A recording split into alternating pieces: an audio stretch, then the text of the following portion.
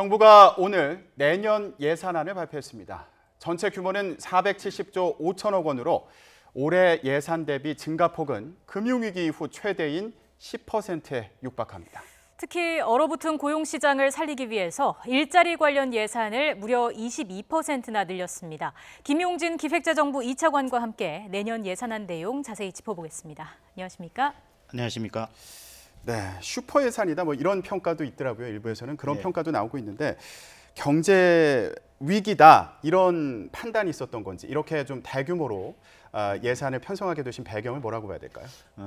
경제 위기라고까지 말씀드리긴 어렵지만은 우리 경제는 최근에 고용 부진이라든지 또는 구조적인 양극화 또 그다음에 저출산 이런 어려움에 직면해 있습니다. 그래서 이런 문제를 해결하기 위해서도 재정에 적극적인 역할이 필요한 그런 시점이라고 정부는 판단을 했습니다. 또 OECD나 IMF 같은 그런 국제 기구들도 우리나라의 적극적인 재정 정책을 또 주문하고 있는 그런 상황입니다. 그래서 내년도에 정부 예산의 총 지출 증가율은 한 9.7%로 이제 책정이 됐습니다. 네. 이건 이제 근래 10년간의 가장 높은 수준의 증가율입니다. 정부가 또 예산을 편성하면서 고민한 부분은 이 규모도 중요하지만은 재정 지출의 내용을 알차게 만드는 게 중요하다고 그렇게 생각을 했습니다. 그래서 당초 계획보다 지출 구조 조정을 보다 강력히 더 추진하고 또 거기에 따라서 재정의 우선순위를 재조정하고 재정 사업의 질도 높이도록 그렇게 했습니다. 정부가 내년도 예산에서 가장 중점을 둔 부분은 일자리 그리고 소득 분배 개선과 사회 안전망 확충 그리고 성장 잠재력 제고 국민의 삶의 질 개선에 중점을 두었습니다. 네, 조금 전에 말씀을 해주셨는데 일자리 관련 예산이 가장 눈에 띄는 부분이 아닐까 싶습니다. 저희가 앞서서도 말씀을 드렸는데 올해보다 22%나 급증해서 23조 원을 넘었습니다. 주로 어디에 쓰이게 되나요? 예, 맞습니다. 내년도 일자리 예산은 금년도가 이제 19조 2천억 원이었었는데 내년도에는 23조 5천억 원으로 4.4조 3천억 원이 증가한 그런 규모입니다. 일자리 예산은 크게 보면은 민간의 일자리 창출을 지원하는 부분과 그리고 또 시장에서 소외된 고용 취약계층에 대한 일자리 지원에 중점을 두고 있습니다. 우선은 올해 금년도 3월 달에 정부는 청년 일자리 대책을 마련한 바 있습니다. 여기서 중소 중견기업에 취업하는 청년들을 지원하기 위한 고용 장려금 그리고 또 취업하는 우리 청년들에 대한 자산 형성 지원 이런 예산들을 내년도 예산에 그대로 담았습니다. 그리고 또 함께 취업에 또 어려움을 겪고 있는 신중년층에 대한 직업 훈련 그리고 일자리 지원 그리고 사회적 기업이라든지 해외 지역 등 새로운 일자리를 많이 발굴하도록 하였습니다. 정부가 지원하는 직접 일자리 사업은 노인이나 장애인, 여성과 같은 사회 취약계층의 일자리를 마련하는 데 중점이 있습니다. 노인 일자리는 금년도가 51만 개를 지원했었는데요. 내년도에는 61만 개로 늘어납니다. 그리고 장애인 일자리도 2만 개로 대폭 늘어나고 이러한 장애인들의 활동을 지원하는 도우미 예산도 6만 8천 개로 늘어납니다. 이러한 직접 일자리 지원뿐만 아니라 이 일자리 예산에는 실업급여와 같은 이러한 고용 안정 예산들도 있습니다. 내년도에는 실업급여의 지원 수준하고 지원 기간을 대폭 좀 늘리고 그리고 또 한편으로는 4차 산업혁명을 대비한 그런 산업인력 양성을 위한 직업 훈련 예산도 대폭 확대 반영돼 있습니다. 네. 앞서서 민간기업 지원 관련된 내용도 간단히 언급은 해주셨는데 이 부분이 민간 분야 고용을 늘리는 데 충분한 거냐 이런 시선도 있는 게 사실입니다. 이 부분은 어떻게 전망하십니까? 민간기업 사실 일자리는 궁극적으로 민간 시장에서 살아나야 됩니다. 네. 지금 최근에 우리나라는 여러 가지 고용 어려움을 또 겪고 있습니다. 이런 원인은 산업 구조 조정이라든지 산업 구조 자체의 변화 이런 같은 구조적인 요인도 있지만은 다른 한편으로는 경기적인 요인도 상당히 작용을 하고 있습니다. 이런 경기적인 요인 이런 것들에 대응하기 위해서는 그런 것뿐만 아니라 역시 또 구조적인 문제도 함께 병행해서 대응해 나가는 게 이제 필요하다고 생각합니다. 우선 그 어려움을 겪는 이런 일자리 분야 고용 문제를 해결해 주기 위해서 단기적으로는 그 일자리 예산을 대폭 확대하면서 또 적극적 재정 운영을 통해서 그런 일자리 어려움을 좀 완화해 주고 또 한편으로는 궁극적으로 민간과 시장에서 경제가 살아나고 일자리가 또 창출될 수 있도록 규제 완화와 같은 그 우리 혁신 성장 또 기업의 기살리기 그래서 민간의 그 투자를 적극 활성화 시켜 나가는 것이 필요하다고 생각을 합니다. 일단 뭐 논란이 있기는 하지만 최저임금 인상 때문에 영세 자영업자들의 부담이 늘어난 것도 사실입니다. 내년 예산안에는 어떤 지원책이 담겼습니까? 그 영세 자영업자와 관련해서 영세 자영업자가 최근에 어려움을 겪는 건 여러 가지 요인이 있습니다. 예.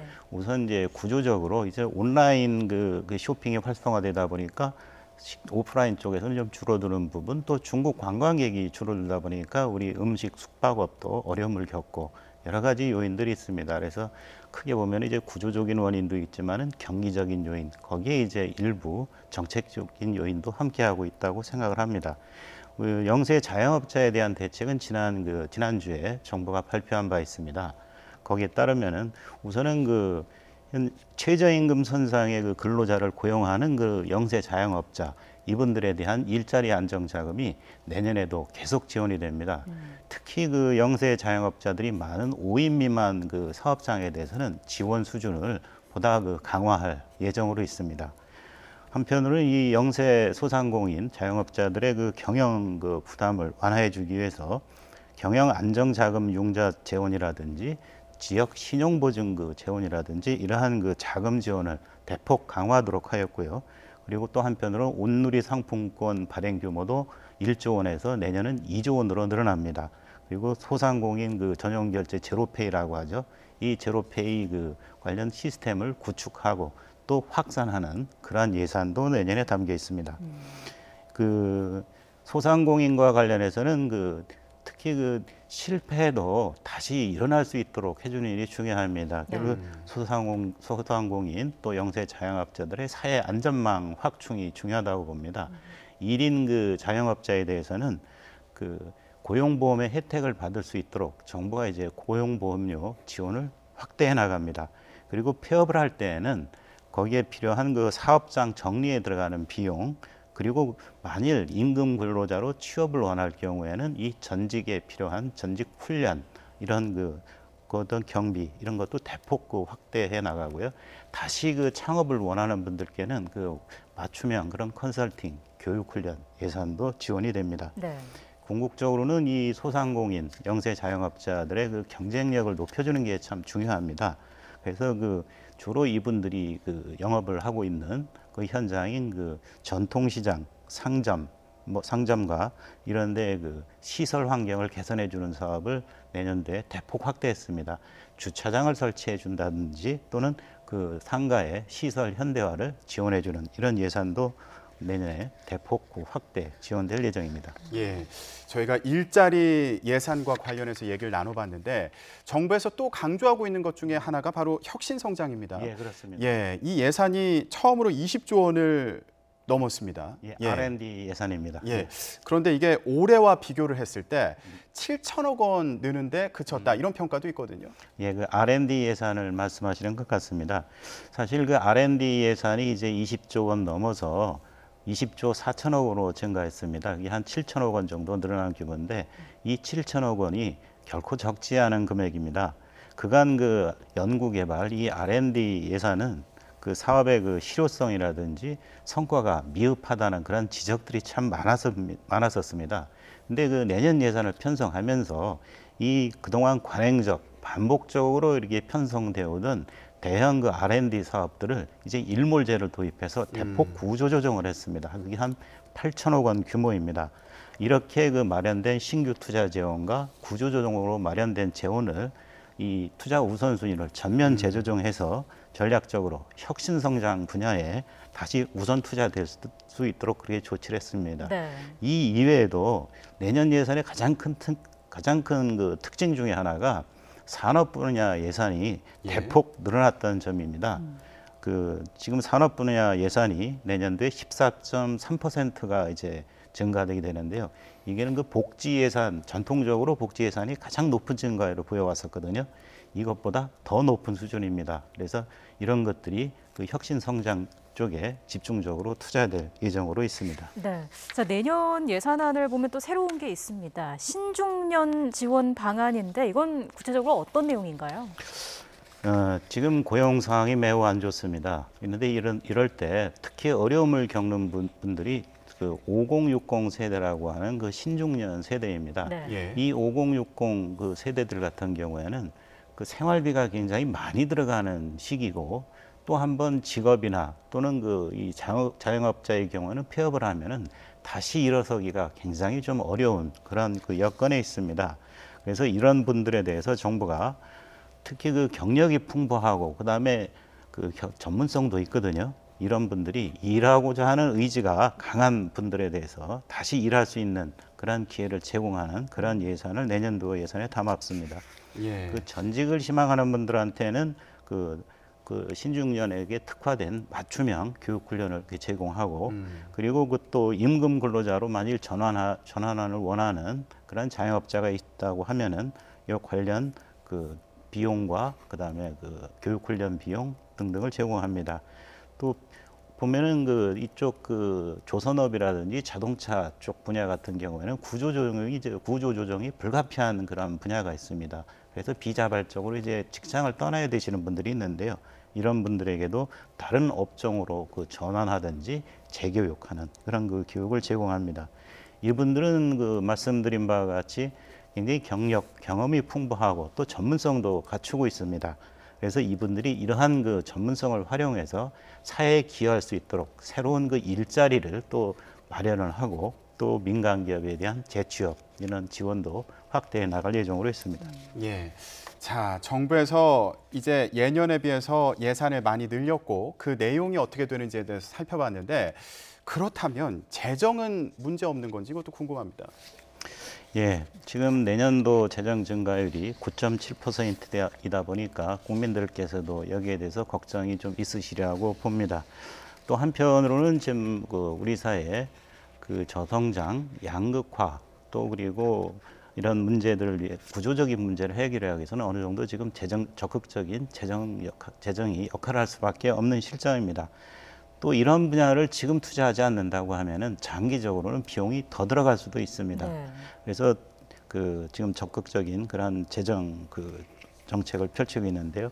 그렇지만 이러한 지출 확대에도 불구하고 재정 건전성에 미치는 영향은 비교적 크지 않을 것으로 저희는 생각을 하고 있습니다. 다행히도 작년, 금년 그리고 내년에 걸쳐서 세수 여건이 좀 나은 편입니다. 그래서 재정 수지라든지 국가 채무 이런 데에 대한 영향은 제한적인 것으로 저희는 판단하고 있습니다. 그렇다고 해서 재정이 중장기적으로 건전하게 지속 가능하게 관리될 수 있도록 하는 부분에도 정부가 노력을 게을리하지 않겠습니다. 강도 높은 지출 구조 조정을 하고 또 지출 혁신 2.0을 올해 하반기부터 이제 새로이 추진을 합니다. 양적인 그러한 지출 구조 조정뿐만 아니라 재정 시스템이라든지 운영 시스템을 질적으로 개선하는 그러한 작업도 병행하게 됩니다. 이러한 노력들을 거쳐서 한 2018년에서 22년까지 중기적으로 보게 되면은 국가 채무는 40% 초반대에서 안정적으로 관리가 가능할 것으로 생각이 되고 있습니다. 예, 우리나라의 경우 지금 고령화 속도가 굉장히 빠르지 않습니까? 이 점을 고려했을 때 노인연금 같은 고정 지출이 늘면 재정 부담이 좀 더 커질 것이다 이런 우려도 나오고 있는데 이 부분에 대해서는 어떻게 생각하시는지 간단하게 말씀 부탁드립니다. 지금 그렇지 않아도 고정적 지출 분야에서는 특히 이 저출산 고령화에 따른 재정의 경직성이 커질 우려가 있다는 점은 저도 이제 공감을 하고 있습니다. 네. 정부는 이런 것들을 감안해서 2015년부터 한 5년 주기로 장기 재정 전망을 실시하고 있습니다. 그래서 중장기적인 재정의 위험을 미리 파악하고 거기에 대한 대비책을 마련해 나가는데 중점이 있습니다. 금년 같은 경우에 이제 국민연금이 이제 재정 재계산을 했습니다. 국민연금 이외에 이제 다른 사회보험, 고용이라든지 산재라든지 의료보험 또 이제 여기에 맞추어서 다시 한번 그 재정 재계산을 하게 됩니다. 거기 그런 작업들이 이루어지게 되면은 이 국가 재정 전반적으로 그 재정 전망을 다시 한번 추진해 보려는 생각을 갖고 있습니다. 거기에 따라서 한번 국가 재정 상태를 다시 진단해 보고 거기에 맞는 대책을 마련해 나가도록 하겠습니다. 네, 알겠습니다. 이번 예산안이 계획대로 일자리 창출과 성장에 효과를 내기를 기대해 보겠습니다. 네, 김용진 기획재정부 2차관과 함께 얘기 나눠봤습니다. 오늘 말씀 고맙습니다. 고맙습니다. 예, 감사합니다.